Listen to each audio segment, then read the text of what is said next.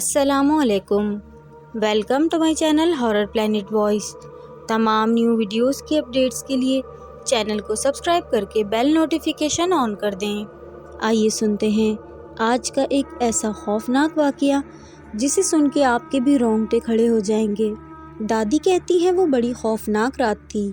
شام سے بارش ہو رہی تھی اور ایک طوفان آیا ہوا تھا۔ میرے گھر میں کوئی مرد نہیں تھا۔ میرا بیٹا دلی میں ایک اسکول میں سروس کرتا تھا۔ بھتیجے کی بہو کی امی کا گھر میرے گھر سے نزدیک تھا۔ وہ بچے کی پیدائش پر میرے ہی پاس آ کے رہتی تھی، کیونکہ اس کے والدین مر چکے تھے، اس لیے اپنے میکے نہیں جاتی تھی۔ اس وقت بھی بچی پیدا ہوئی تھی اس کی۔ وہ اور اس کے بچے میرے پاس ہی تھے۔ اب بارش کے ساتھ ہوا کے جھکڑ بھی چلنے لگے تھے، جس کی وجہ سے رات کی تاریکی اور تنہائی بہت خوفناک محسوس ہو رہی تھی۔ بچے سوئے ہوئے تھے اور ایک رشتہ دار خاتون بھی سو رہی تھیں۔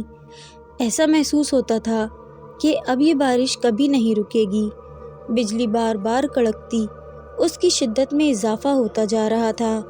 میں جاگ رہی تھی۔ میں نے ٹائم دیکھا تو 12 بجے تھے۔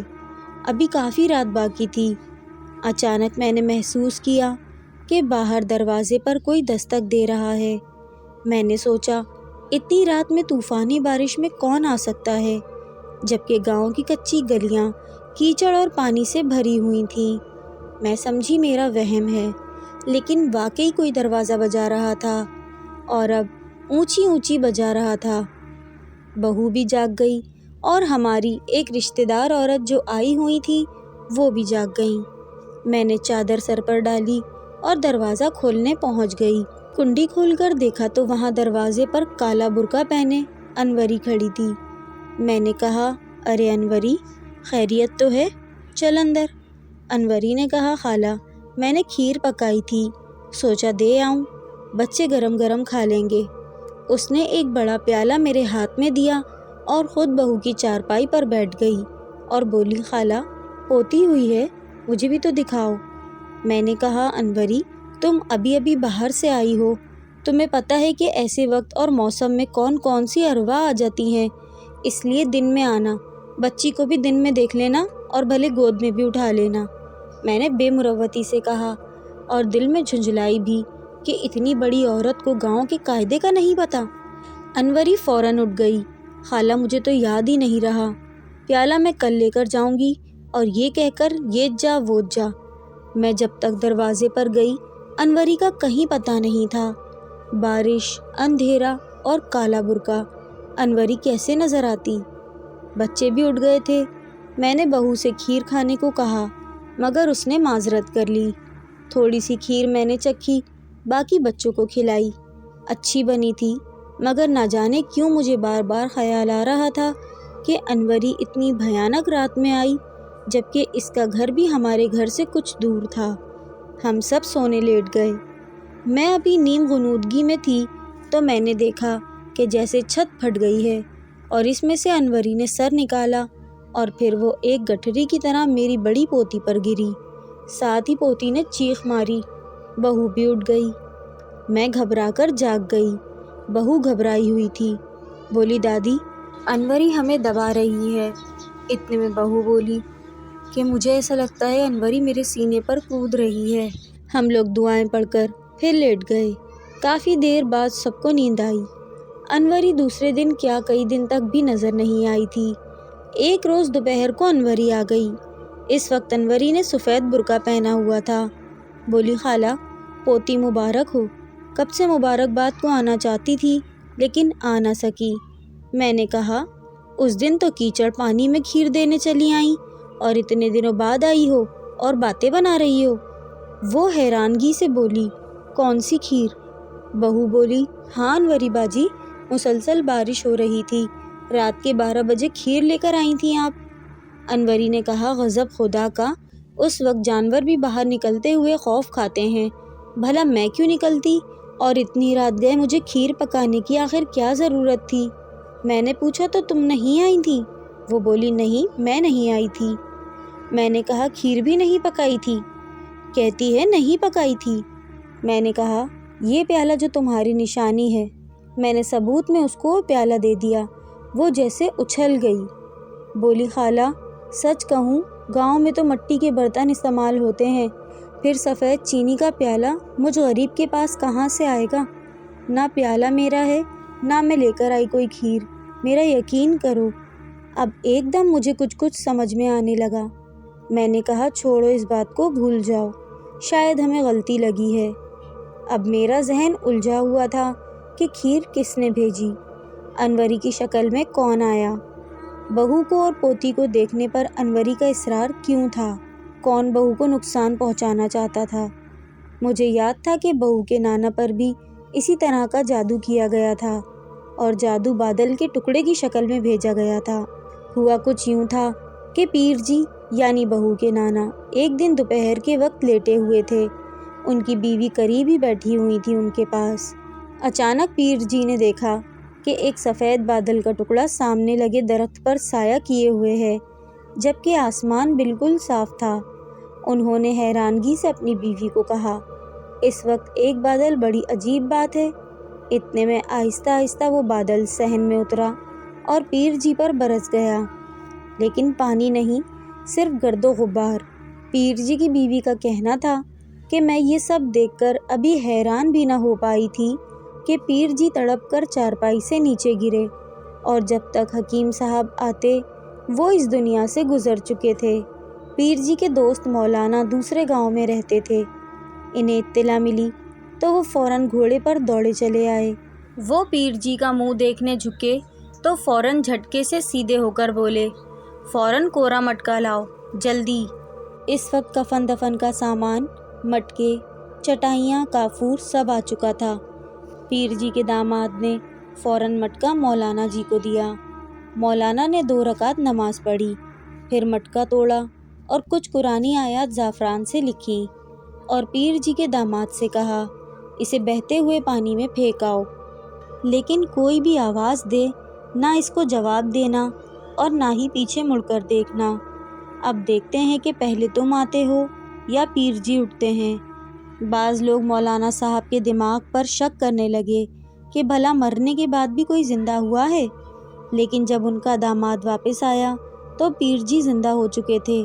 مولانا صاحب نے بتایا کہ پیر جی پر جادو کیا گیا تھا، اور یہ جادو اس شخص نے کیا تھا جس کے خلاف کچھ دن پہلے پنچایت نے فیصلہ کیا تھا، اور پیر جی اس پنچایت کے سربراہ تھے۔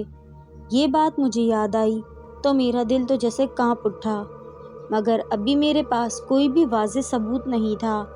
ایک روز شام کے وقت میری بہو چولہے کے پاس بیٹھی چائے بنا رہی تھی، بڑا پوتا چھت پر پتنگ اڑا رہا تھا۔ اتنے میں دروازہ کھلا اور بہو کی خالہ زاد بہن داخل ہوئی اور سیدھی بہو کی طرف آئی۔ میں نے اس کے عجیب انداز پر کہا، ارے کبرا، خیر تو ہے؟ نہ سلام نہ دعا۔ میری آواز سن کر کبرا پلٹ کر بھاگ گئی۔ میں بھی اس کے پیچھے گئی، مگر کبرا مکان میں داخل ہو چکی تھی۔ میں جب اندر آئی تو دیکھا کہ بہو چولہے کے پاس بے ہوش پڑی ہے، بچے رو رہے ہیں۔ بہو کو پلنگ پر بڑی مشکل سے لٹایا گیا، قرآن کی ہوا دی، دعائیں پڑھ کر دم کیا تو تب کہیں جا کر بہو کو ہوش آیا۔ میرا بڑا پوتا چھت سے اترا تو اس نے ایک عجیب بات بتائی کہ بولا، اماں کیا مومانی بھی بھائی جان کی طرح ورزش کرتی ہیں؟ میں نے ڈانٹا، میں نے کہا پاگل ہو گئے ہو؟ وہ بولا، نہیں دادی، میں نے خود دیکھا ہے، مومانی صحن میں ایک ٹانگ پر کھڑی تھی اور اپنے سامنے 3 مرتبہ انگلی گھما کر ایک دفعہ الٹی طرف اشارہ کرتی تھی۔ یہ کون سی ورزش ہوئی؟ الٹی طرف ہمارا گھر تھا۔ میں نے پوچھا، یہ بتاؤ کبرا آئی تھی؟ وہ بولا، میں تو جب سے چھت پر گیا ہوں میں نے خالہ کبرا کو نہیں دیکھا، اور مومانی کے پاس کہیں سے ایک سفید کاغذ اڑتا ہوا آیا اور مومانی اس کو لے کر اندر چلی گئیں۔ اب مجھے یقین ہو چکا تھا کہ یہ سارے ہتھ کنڈے دلہن کی بھابھی کر رہی ہے۔ میری بہو خطرے میں تھی۔ اس تمام معاملے کی اصل وجہ یہ تھی کہ پیر جی میری بہو کے نانا تقریباً آدھے گاؤں کے مالک تھے۔ میری بہو آدھی جائیداد کی حقدار تھی اور اس کا بھائی اسے حصہ نہیں دینا چاہتا تھا، اور اس کی بیوی انتہائی چالاک عورت اور جادو ٹونے کے ذریعے میری بہو کو مارنا چاہتی تھی۔ جبکہ میری بہو ایک سمجھدار اور سلجھی ہوئی لڑکی تھی۔ وہ کسی بھی طرح گاؤں کی نہیں لگتی تھی۔ اس کی گفتگو، رہن سہن بہت اچھا تھا۔ اس کے بھائی بھابھی کو ہر وقت خوف رہتا تھا کہ بہو اپنی جائیداد نہ مانگ لے، جبکہ بہو ذکر بھی نہیں کرتی تھی۔ اب میں ہر وقت گھر میں دعاؤں کا حصار رکھتی تھی، اور میں نے بہو کو باہر سے آئی ہوئی چیزوں کو کھانے اور باہر جانے سے منع کر دیا تھا۔ یہ وہ زمانہ تھا جب پاکستان بننے کی تحریک زور پکڑتی تھی اور ہر طرف سے ہندو مسلم فسادات کی خبریں آ رہی تھیں۔ میں بے حد پریشان تھی کہ کس طرح بہو کو یہاں سے ہٹا دوں۔ اسی دوران ایک دن مغرب کا وقت تھا۔ بہو صحن میں لیٹی ہوئی بچے کو دودھ پلا رہی تھی کہ اچانک اس کی چیخوں کی آواز سنی۔ میں نماز چھوڑ کر بھاگی۔ میں نے دیکھا بہو اپنا پاؤں پکڑے چیخ رہی ہے۔ اس کے پاؤں کے انگوٹھے سے خون بہہ رہا تھا۔ میں نے پوچھا، یہ کیا ہوا؟ کیسے ہوا؟ بہو اپنے حواسوں میں نہیں تھی۔ میری بڑی پوتی بھی وہیں کھڑی تھی، مگر وہ بھی چپ تھی۔ بہو کو پانی پلایا تو اس نے بتایا کہ میں نے دیکھا سکینہ یعنی میری بہن اندر آئی اور میرے پاؤں کی طرف کھڑی ہو گئی اور فوراً ہی چاقو نکال کر میرے انگوٹھے پر 4-5 وار کیے اور بھاگتی چلی گئی۔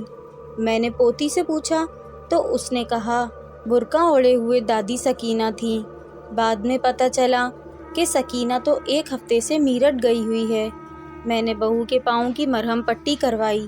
تقریباً 8-10 دن تک پاؤں ٹھیک ہوا، لیکن ٹانگ کے جوڑ پر ورم آ گیا۔ حکیم صاحب کو دکھایا تو انہوں نے کہا زخم ٹھیک ہوگا تو ورم اتر جائے گا۔ ہم بھی مطمئن ہو گئے۔ بہو اب لنگڑا کر چلتی تھی، مگر مجھے نہیں پتا تھا کہ دشمن اپنا کام کر چکا ہے۔ ہندو مسلم فسادات میں لوگ گاؤں چھوڑ کر بھاگنے لگے۔ ہم کراچی آ گئے۔ ورم آہستہ آہستہ پھوڑے کی شکل اختیار کر گیا اور اس کے بعد ناسور بن گیا، جس نے تمام ٹانگ کو لپیٹ میں لے لیا۔ اسی طرح میری بہو دشمنی کی نظر ہو کر اس دنیا سے رخصت ہو گئی۔ میں سوچتی تھی وہ لوگ کامیاب رہے کیونکہ ساری دولت ان کو مل گئی۔